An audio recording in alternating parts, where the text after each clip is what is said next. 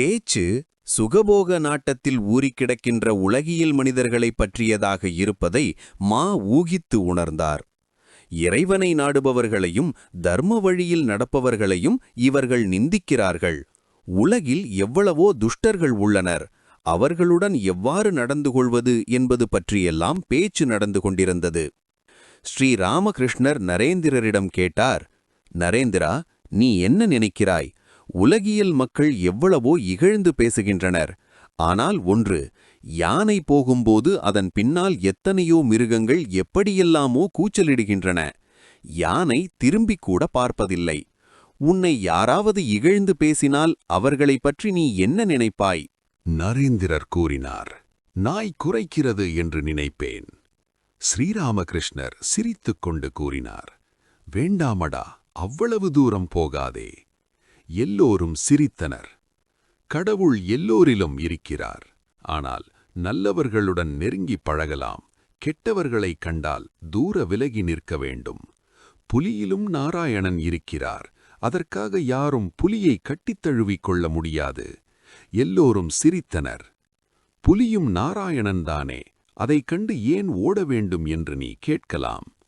புலி வருகிறது, ஓடிவிடு என்று கூறி எச்சரிக்கிறார்களே, அவர்களும் நாராயணன்தானே. அவர்களுடைய வார்த்தைகளை ஏன் கேட்கக்கூடாது என்பதுதான் என் பதில். ஒரு கதை சொல்கிறேன், கேள். ஒரு காட்டில் சாது ஒருவர் வாழ்ந்து வந்தார்.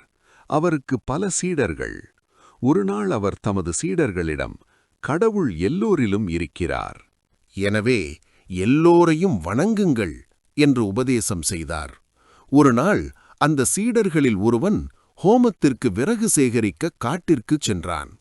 அப்போது, யார் எங்கிருந்தாலும் எல்லோரும் ஓடிவிடுங்கள், ஓடிவிடுங்கள், மத யானை ஒன்று வருகிறது என்று யாரோ உரத்த குரலில் சத்தமிடுவது கேட்டது. எல்லோரும் ஓடினர். ஆனால் சீடன் ஓடவில்லை. யானையும் நாராயணன் என்பதுதான் அவனுக்கு தெரியுமே. அவன் ஏன் ஓட வேண்டும்? எனவே அங்கேயே நின்று கொண்டு கைகூப்பிய வண்ணம் நாராயணனை துதிபாடி போற்றத் தொடங்கினான். யானைப்பாகன் ஓடுங்கள், ஓடுங்கள் என்று கத்திக்கொண்டு வந்தான்.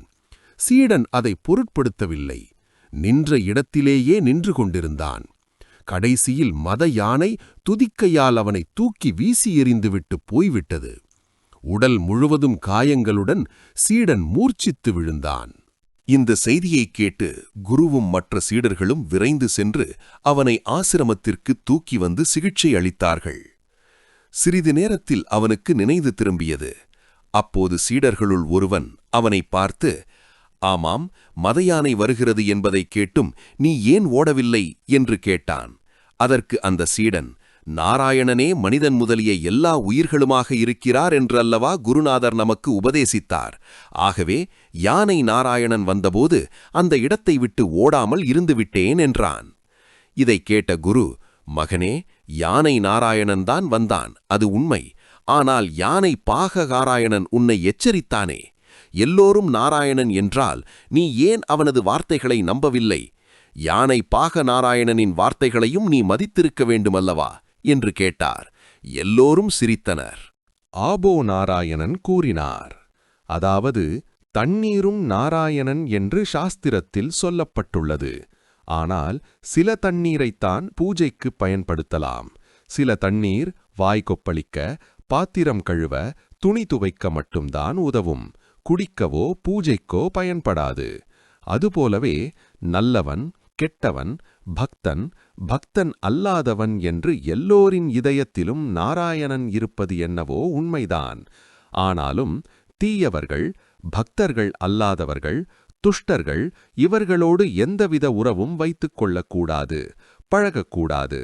சிலருடன் வெறும் வால்பேச்சு மட்டும் வைத்துக் கொள்ளலாம். இன்னும் சிலருடன் அதுவும் கூடாது. இத்தகைய மனிதர்களிடமிருந்து விலகியே வாழ வேண்டும். ஒரு பக்தர் கூறினார், சுவாமி, தீயவர்கள் கெடுதல் செய்ய வந்தாலோ கெடுதல் செய்தாலோ நாம் சும்மா இருக்க வேண்டுமா? ஸ்ரீ ராமகிருஷ்ணர் கூறினார், உலகில் வாழ நேரும்போது தீயவர்களிடமிருந்து நம்மை காத்துக்கொள்ள சிறிது தமோகுணத்தை காட்டுவது அவசியம்தான். ஆனால் அவர்கள் தீமை செய்கிறார்கள் என்பதற்காக நாமும் அவர்களுக்கு தீமை செய்யக்கூடாது. சில சிறுவர்கள் புல்வெளியில் மாடு மேய்த்துக் கொண்டிருந்தார்கள். அங்கே கொடிய விஷப்பாம்பு ஒன்று வசித்து வந்தது. பாம்பிடம் உள்ள பயத்தால் எல்லோரும் மிகவும் எச்சரிக்கையாக இருந்தார்கள். ஒருநாள் பிரம்மச்சாரி ஒருவர் அந்த புல்வெளி வழியாக சென்றார். மாடு மேய்க்கும் பிள்ளைகள் அவரிடம் ஓடி சென்று, சுவாமி, அந்த வழியாக போகாதீர்கள், அந்த பக்கம் ஒரு கொடிய விஷப்பாம்பு இருக்கிறது என்று சொன்னார்கள். அதற்கு அந்த பிரம்மச்சாரி, பிள்ளைகளே, அது இருந்துவிட்டு போகட்டும், அதனிடம் எனக்கு பயமில்லை. எனக்கு மந்திரம் தெரியும் என்று சொல்லிவிட்டு தொடர்ந்து நடக்கலானார். பயத்தினால் அந்த சிறுவர்கள் யாரும் அவருடன் செல்லவில்லை. யாரோ வருவதைக் கண்ட பாம்பு படமெடுத்தபடி சீறிக்கொண்டு வேகமாக ஓடி வந்தது. பிரம்மச்சாரியை நெருங்கியதும் அவர் ஒரு மந்திரத்தை உச்சரித்தார். அவ்வளவுதான். சீறி வந்த பாம்பு மண்புழுவைப் போல் அவரது காலடியில் வீழ்ந்தது. பிரம்மச்சாரி அதை பார்த்து, நீ ஏன் இப்படி மனிதர்களை துன்புறுத்திக் கொண்டு திரிகிறாய்? வா, உனக்கு ஒரு மந்திரம் கற்றுத் தருகிறேன். இந்த மந்திரத்தை நீ ஜபம் செய்தால் பகவானிடம் உனக்கு பக்தி ஏற்படும். நீ அவரை பெறுவாய். பிறருக்கு தீங்கு செய்யும் இந்த தன்மை போய்விடும் என்று சொல்லி அந்த பாம்பிற்கு மந்திரத்தை உபதேசம் செய்தார். மந்திர உபதேசம் பெற்ற பாம்பு குருவை வணங்கி, குருநாதா, நான் எவ்வாறு சாதனை செய்ய வேண்டும் என்று கேட்டது. அதற்கு குரு, இந்த மந்திரத்தை ஜபம் செய், யாருக்கும் தீங்கு செய்யாதே என்று சொன்னார்.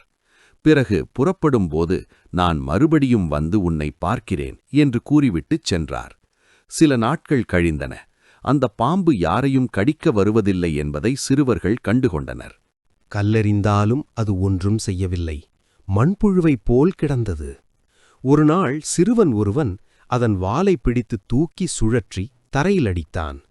அதன் வாயிலிருந்து இரத்தம் பீரிட்டது. சுரணையற்று விழுந்தது. அதனிடம் அசைவோ நெழிவோ இல்லை. எனவே அது இறந்துவிட்டது என்று எண்ணி சிறுவர்கள் போய்விட்டனர். இரவு வெகுநேரம் சென்ற பிறகு பாம்பிற்கு உணர்வு வந்தது. மிகுந்த சிரமத்துடன் மெல்ல மெல்ல நகர்ந்து அது தன் வளைக்குள் சென்றது. அதன் உடம்பெல்லாம் சின்னாபின்னமாகிவிட்டது. அசையக்கூட அதனிடம் தெம்பில்லை. நாட்கள் கடந்தன. அது எலும்பும் தோலுமாக ஆகிவிட்டது. பயம் காரணமாக இரை தேடிக்கூட பகல் வேளையில் வெளியே வருவதில்லை. எப்போதாவது இரவு வேளையில் மட்டும் வெளியே வந்தது. மந்திர உபதேசம் பெற்றதிலிருந்து அது யாரையும் துன்புறுத்துவதில்லை. மண், இலை, உதிர்ந்த பழங்கள் இவற்றை தின்று உயிர் வாழ்ந்தது. இப்படி ஏறக்குறைய ஓராண்டு கழிந்தது. பிரம்மச்சாரி அந்த வழியாக மறுபடியும் வந்தார். வந்ததும் பாம்பை பற்றி விசாரித்தார். அந்த பாம்பு இறந்துவிட்டதாக சிறுவர்கள் சொன்னார்கள். பிரம்மச்சாரி அதை நம்பவில்லை. தான் உபதேசித்த மந்திரத்தின் பலனை அடையாமல் பாம்பு இறந்திருக்க முடியாது என்பது அவருக்குத் தெரியும். எனவே இங்கும் அங்கும் தேடியபடி தான் கொடுத்த பெயரைச் சொல்லி அழைத்தார். குருவின் குரலை கேட்ட பாம்பு வலையிலிருந்து வெளியே வந்து அவரை மிகுந்த பக்தியோடு வணங்கியது. என்னப்பா, எப்படி இருக்கிறாய் என்று பிரம்மச்சாரி விசாரித்தார். சுவாமி, சௌக்கியமாக இருக்கிறேன் என்றது பாம்பு. ஆனால் ஏன் இவ்வளவு மெலிந்திருக்கிறாய் என்று கேட்டார் பிரம்மச்சாரி. குருவே, யாருக்கும் தீங்கு செய்யாதே என்று தாங்கள் எனக்கு கட்டளையிட்டிருந்தீர்கள். அதன்படி இலைகளையும் பழங்களையும் தின்று வாழ்ந்து வருவதால் மெலிந்துவிட்டேன் போலும் என்று பாம்பு கூறியது. அந்த பாம்பிற்கு சத்வகுணம் அதிகரித்திருந்ததால் அதற்கு யாரிடமும் கோபமில்லை. சிறுவர்கள் தன்னை கொல்ல முயன்றதைக் கூட அது மறந்துவிட்டது. சரியாக சாப்பிடாததால் மட்டுமே உனக்கு இந்த நிலை ஏற்பட்டிருக்க முடியாது. கண்டிப்பாக வேறு ஏதோ காரணம் இருக்க வேண்டும். சற்று யோசித்துப் பார் என்று பிரம்மச்சாரி கூறினார். சிறுவர்கள் தன்னை தரையில் அடித்தது அப்போதுதான் பாம்பின் நினைவிற்கு வந்தது. குருநாதா, இப்போது என் நினைவுக்கு வருகிறது. ஒரு நாள் இந்த மாடு மேய்க்கும் சிறுவர்கள் என்னை தரையில் சுழற்றி அடித்தார்கள். அவர்கள் அறியா சிறுவர்கள். என் மனநிலை அவர்களுக்கு தெரியாது. நான் யாரையும் கடிப்பதில்லை, யாருக்கும் எந்த தீங்கும் செய்வதில்லை என்பது அவர்களுக்கு எப்படி தெரியும் என்று பாம்பு சொல்லிற்று. இதை கேட்டதும் அந்த பிரம்மச்சாரி, சீச்சி, நீ இவ்வளவு முட்டாளா? உன்னை காப்பாற்றிக் கொள்ள உனக்கு தெரியாமல் போய்விட்டதே. மற்றவர்களை கடிக்காதே என்று சொன்னேனே தவிர சீராதே என்று சொல்லவில்லையே. சீறி அவர்களை ஏன் பயமுறுத்தவில்லை என்றார். தீயவர்களிடம் சீர வேண்டும். அவர்கள் நமக்கு தீங்கு செய்யாமல் இருப்பதற்காக அவர்களை பயமுறுத்த வேண்டும். ஆனால் அவர்கள் மீது ஒரு நாளும் விஷத்தை செலுத்திவிடக்கூடாது தீமை செய்யக்கூடாது. இறைவனது படைப்பில் மனிதர்கள், மிருகங்கள், செடிகொடிகள் என்று பல்வேறு உயிரினங்கள் உள்ளன. மிருகங்களில் அமைதியானவை உள்ளன, பயங்கரமானவை உள்ளன, புலியைப் போன்ற கொடிய மிருகங்களும் உள்ளன. மரங்களில் அமுதம் போன்ற பழங்களை தருகின்ற மரங்கள் உள்ளன, நச்சு பழத்தை தருகின்ற மரங்களும் உள்ளன. இப்படியே மனிதர்களிலும் நல்லவர்களும் இருக்கிறார்கள், கெட்டவர்களும் இருக்கிறார்கள், அமைதியானவர்கள் இருக்கிறார்கள், பயங்கரமானவர்களும் இருக்கிறார்கள். உலகியல் மனிதர்களும் இருக்கிறார்கள், பக்தர்களும் இருக்கிறார்கள். மக்களை 4 வகையாக பிரிக்கலாம்: பக்தர்கள், முமுட்சுக்கள், முக்தர்கள், நித்தியர்கள். நாரதர் போன்றோர் நித்தியர்கள். இவர்கள் மக்களின் நன்மைக்காக, அவர்களுக்கு போதிப்பதற்காக உலகில் வாழ்கிறார்கள். பக்தர்கள் உலகியலில் கட்டுண்டவர்கள், பகவானை மறந்தவர்கள், மறந்தும் கூட அவரை நினைக்காதவர்கள். முமுட்சுக்கள் முக்தியை நாடுபவர்கள். ஆனால் இவர்களில் ஒரு சிலர் முக்தராகின்றனர், சிலரால் முடிவதில்லை. முக்தர்கள் சாதுக்களைப் போல், மகான்களைப் போல். இவர்கள் காமினி காஞ்சன ஆசையால் கட்டுப்படாதவர்கள். இவர்களின் மனத்தில் உலகியல் இல்லை. இவர்கள் எப்போதும் எம்பெருமானின் திருவடித் தாமரைகளை சிந்தித்துக் கொண்டிருக்கிறார்கள். மீன் பிடிப்பதற்காக குளத்தில் வலை வீசுகிறார்கள். சில மீன்கள் திறமையானவை. அவை ஒருபோதும் வலையில் மாட்டிக்கொள்வதில்லை. அவை நித்தியர்களுக்கு உதாரணம். ஆனால் பல மீன்கள் மாட்டிக்கொள்ளும். அவற்றுள் சில தப்பிக்க முயலும். இவை முமுட்சுக்களுக்கு எடுத்துக்காட்டு. ஆனால் முயல்கின்ற எல்லா மீன்களாலும் தப்பிக்க முடிவதில்லை. ஏதோ இரண்டொன்று தடால் தடால் என்று வலைக்கு வெளியில் குதிக்கின்றன. அப்போது மீனவன், இதோ ஒரு பெரிய மீன் தப்பிவிட்டது என்று கூச்சலிடுகிறான்.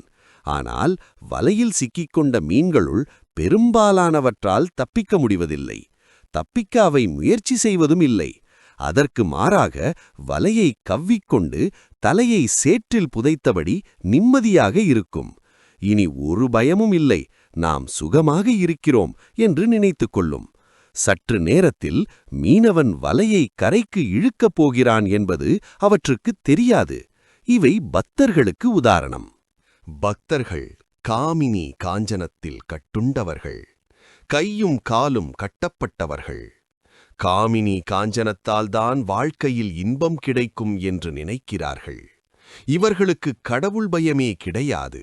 அந்த இன்பத்திலேயே அழிவும் இருக்கிறது என்பது அவர்களுக்குத் தெரிவதில்லை.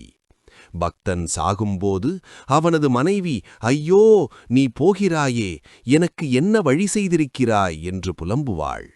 அப்பப்பா, இந்த மாயைதான் எப்படிப்பட்டது! மரண படுக்கையில் இருக்கிறான், சிறிது நேரத்தில் சாகப் போகிறான். அவன் அருகே விளக்கு சுடர்விட்டு எரிந்து கொண்டிருக்கிறது. அதை பார்த்து எண்ணெய் தீர்ந்துவிடும், விளக்கை அணை என்று புலம்புகிறான். பக்தர்கள் இறைவனை நினைப்பதில்லை. நேரம் கிடைத்தால் போதும் வம்பளப்பார்கள் அல்லது பயனற்ற வேலைகளை செய்வார்கள். காரணம் கேட்டால், என்னால் சும்மா இருக்க முடியாது, அதனால்தான் இந்த வேலையை கட்டிக் கொண்டிருக்கிறேன் என்பார்கள். பொழுது போகாவிட்டால் சீட்டாடத் தொடங்கிவிடுவார்கள். அனைவரும் வியப்புடன் கேட்டபடி அமைதியாக அமர்ந்திருந்தனர். ஒரு பக்தர் கேட்டார், சுவாமி, இப்படிப்பட்ட இல்லறத்தான் கடைத்தேற வழியே இல்லையா? ஸ்ரீ ராமகிருஷ்ணர் கூறினார், நிச்சயமாக இருக்கிறது. அவ்வப்போது சத்சங்கம் வேண்டும். அவ்வப்போது தனிமையில் வாழ்ந்து இறைவனை சிந்திக்க வேண்டும். அதோடு ஆராய்ச்சி செய்ய வேண்டும். எனக்கு பக்தியும் நம்பிக்கையும் கொடு என்று ஆண்டவனிடம் பிரார்த்தனை செய்ய வேண்டும். நம்பிக்கை ஏற்பட்டுவிட்டால் எல்லாமே ஆகிவிட்டது. நம்பிக்கையை தவிர வேறு எதுவும் வேண்டியதில்லை. கேதாரிடம், நம்பிக்கை எவ்வளவு வலிமை வாய்ந்தது என்பதை கேள்விப்பட்டதில்லையா? புராணத்தில் இவ்வாறு சொல்லப்பட்டிருக்கிறது. பூரண பிரம்மமும் சாக்ஷாத் நாராயணனுமான ஸ்ரீராமர் இலங்கைக்குப் போக பாலம் கட்ட வேண்டியிருந்தது. ஆனால் அனுமனோ ராமநாமத்தில் வைத்த நம்பிக்கையால் ஒரே தாவலில் கடலை தாண்டிவிட்டார். அவருக்கு பாலம் தேவைப்படவில்லை. எல்லோரும் சிரித்தனர். ஒருவனுக்கு கடலை கடந்து செல்ல வேண்டியிருந்தது. விபீஷணர் ஓர் இலையில் ராமநாமத்தை எழுதி அதை அவனது ஆடையின் ஒரு முனையில் முடிந்தார். பிறகு அவனிடம், பயப்படாதே, நம்பிக்கையோடு தண்ணீரின் மேல் நட. ஆனால் ஒன்று, நம்பிக்கை இழந்தாயானால் அந்த கணமே நீரில் மூழ்கி விடுவாய் என்று கூறினார். அந்த மனிதனும் கடலின் மீது எளிதாக நடந்து சென்று கொண்டிருந்தான். அப்போது துணியின் முனையில் முடிந்திருப்பது என்னவென்று பார்க்க அவனுக்கு மிகுந்த ஆவல் உண்டாயிற்று. முடிச்சை அவிழ்த்துப் பார்த்தான். அங்கே வெறும் ராமநாமம் எழுதப்பட்டிருந்தது. இது என்ன, வெறும் ராமநாமம்தானே எழுதியிருக்கிறது என்று நினைத்தான். சந்தேகம் வந்தது. மறுகணமே கடலில் மூழ்கிவிட்டான். இறை நம்பிக்கையுள்ளவன் பசுக்கொலை, பிராமணர் கொலை, பெண் கொலை போன்ற கொடிய பாவங்களை செய்திருந்தாலும் அந்த நம்பிக்கையின் வலிமையினால் பாவத்திலிருந்து விடுபட முடியும். இனி இத்தகைய கொடிய செயல்களை செய்ய மாட்டேன் என்று அவன் உறுதியாக இறைவனிடம் சொன்னால் போதும், எதற்கும் பயப்பட வேண்டியதில்லை.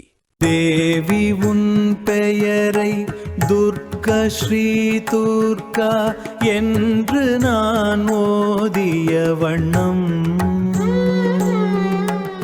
ஆவியை விடுத்தால் ஏழையேன் என்னை அணுகுமோ தீவினை கூட்டம்.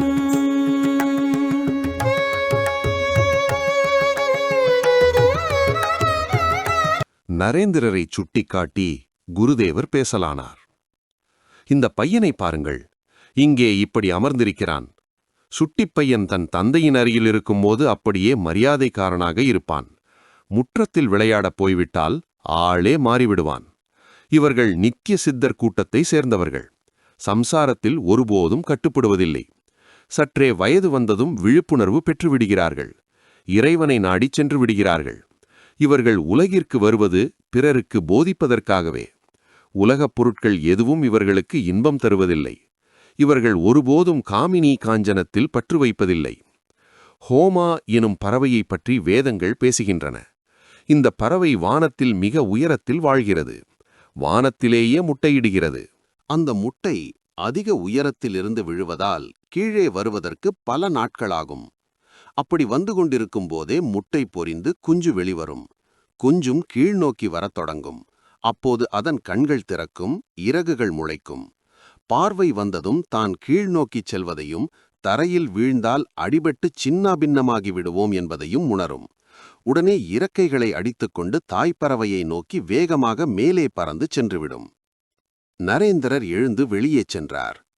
அறையில் கேதார், பிராணகிருஷ்ணர், முதலிய பலர் இருந்தனர். ஸ்ரீ ராமகிருஷ்ணர் கூறினார், இதோ பாருங்கள், பாட்டு, வாத்தியம், படிப்பு எல்லாவற்றிலும் நரேந்திரன் கிட்டிக்காரன். அன்றொரு நாள் கேதாருடன் வாதம் செய்தான். கேதாரின் வாதங்களையெல்லாம் நொறுக்கி தூள்தூளாக்கிவிட்டான். குருதேவரும் மற்றவர்களும் சிரித்தனர். மற்றொரு வகையான தர்க்கம் இருக்கிறது. சில குறிப்பிட்ட உதாரணங்களையோ நிகழ்ச்சிகளையோ பார்த்து அதிலிருந்து சாதாரண கருத்தை அறிதல்.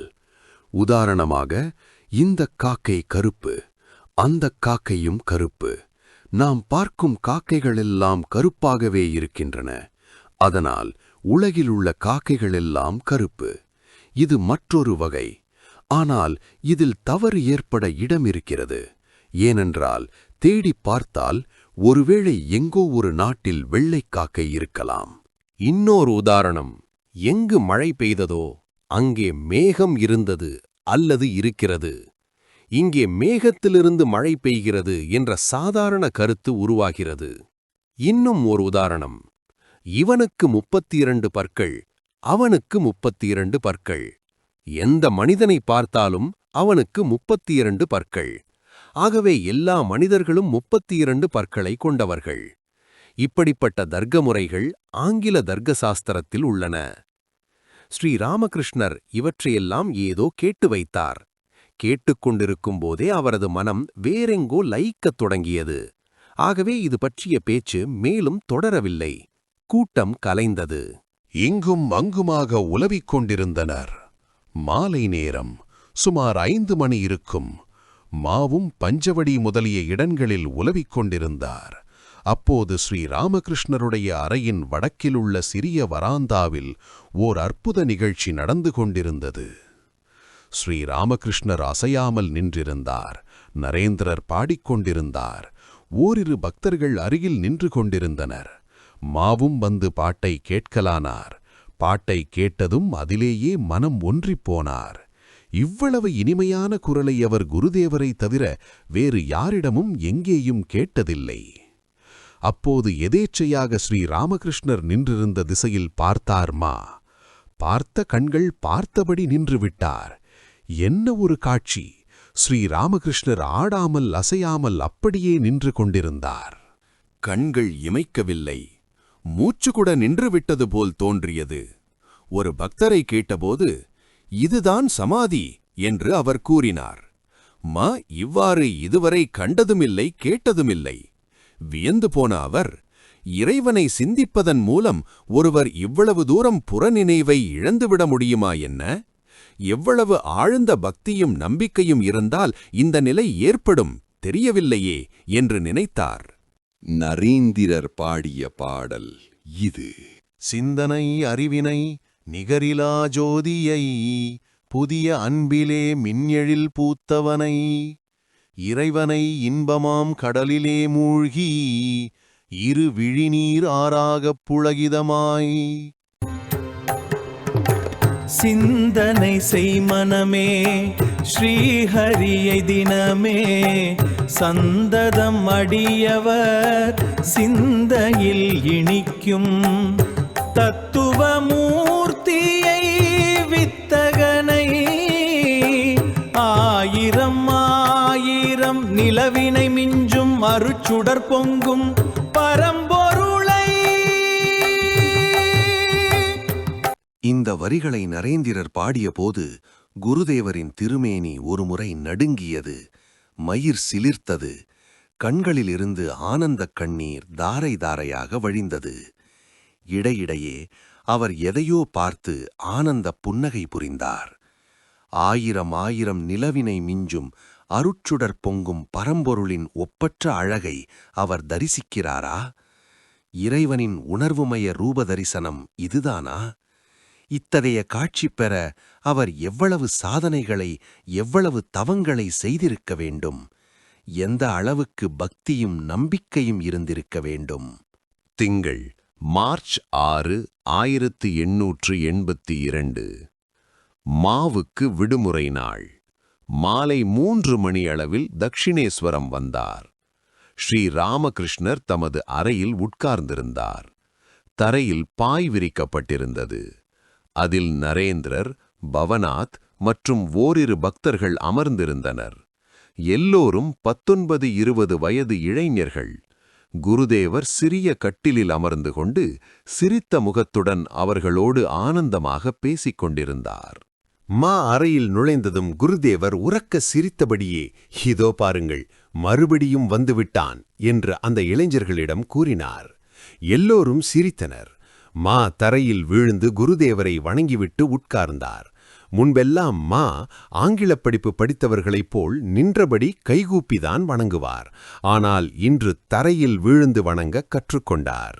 மா அமர்ந்ததும் ஸ்ரீ ராமகிருஷ்ணர் தாம் சிரித்ததற்கான காரணத்தை நரேந்திரர் முதலியவர்களுக்கு விளக்கினார். ஒரு மயிலுக்கு ஒரு நாள் மாலை 4 மணிக்கு கொஞ்சம் அபின் கொடுத்தான் ஒருவன். மறுநாள் சரியாக 4 மணிக்கு அந்த மயில் அங்கே வந்துவிட்டது. அபினின் போதைக்கு அது அடிமையாகிவிட்டது. எனவே மறுநாளும் அதை சாப்பிட சரியான நேரத்திற்கு வந்துவிட்டது. எல்லோரும் சிரித்தனர். மா தனக்குள் கூறினார், இவர் சரியாகத்தான் சொல்கிறார். வீட்டிற்குப் போனால் அங்கே கூட மனம் இரவும் பகலும் இவரையே நாடுகிறதே. அவரை எப்போது காண்போம் எப்போது காண்போம் என்று ஏங்குகிறதே. என்னை யாரோ இங்கு இழுத்து வருவது போலல்லவா தோன்றுகிறது. வேறு இடத்திற்கு போக நினைத்தாலும் மனம் இடம் தரவில்லை. இங்கே வந்தேயாக வேண்டியிருக்கிறது. இதற்குள் குருதேவர் இளைஞர்களுடன் சம வயதினர் போல் கேலியும் கிண்டலும் குறும்புமாக வேடிக்கை வினோதங்களில் ஈடுபடத் தொடங்கிவிட்டிருந்தார். சிரிப்பின் பேரலைகள் எழுந்த வண்ணம் இருந்தன. அங்கே ஆனந்தச் சந்தை கூடியிருப்பது போல் தோன்றிற்று. மா வியப்புடன் அந்த அற்புத மனிதரை பார்த்தார். என்ன? சமாதியிலும் இதுவரை கண்டிராத பேரானந்த பரவச நிலையிலும் மூழ்கியவராக நாம் நேற்று கண்டது இவரையா? இவரா இன்று இப்படி மிக மிக சாதாரண மனிதனைப் போல் நடந்து கொள்கிறார்? முதன்முறையாக எனக்கு உபதேசம் செய்தபோது என்னை கடிந்து கொண்டவர் இவர்தானா? நீ என்ன ஞானியா என்று கேட்டவரா இவர்? கடவுளுக்கு உருவம் உண்டு, கடவுள் அருவமும் கூட, இரண்டும் உண்மை என்று சொன்னவர் இவர்தானா? இறைவனே உண்மை, உலகிலுள்ள அனைத்தும் நிலையற்றவை என்று எனக்கு சொன்னது இவரா? ஒரு செல்வந்தரின் வீட்டு வேலைக்காரியைப் போல் இந்த உலகத்தில் வாழுமாறு சொன்னவர் இவர்தானா என்றெல்லாம் மாவின் மனம் எண்ணியது. இளைஞர்களுடன் சிரித்துக் கழித்தபடியே குருதேவர் மாவை அவ்வப்போது பார்த்தார். மா வியப்புடன் அமைதியாக உட்கார்ந்திருப்பதை பார்த்ததும் ராம்வாலை அழைத்து அவரிடம், பார்த்தாயா, இவர்கள் எப்படியெல்லாம் சிரித்து விளையாடிக் கொண்டிருக்கிறார்கள்.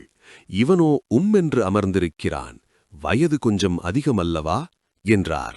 அப்போது மாவிற்கு வயது 27. பேச்சினிடையே அனுமனைப் பற்றிய பேச்சு எழுந்தது. குருதேவரின் அறையில் அனுமனின் படம் ஒன்று மாட்டப்பட்டிருந்தது. ஸ்ரீ ராமகிருஷ்ணர் கூறினார், அனுமனின் நிலையை பாருங்கள்.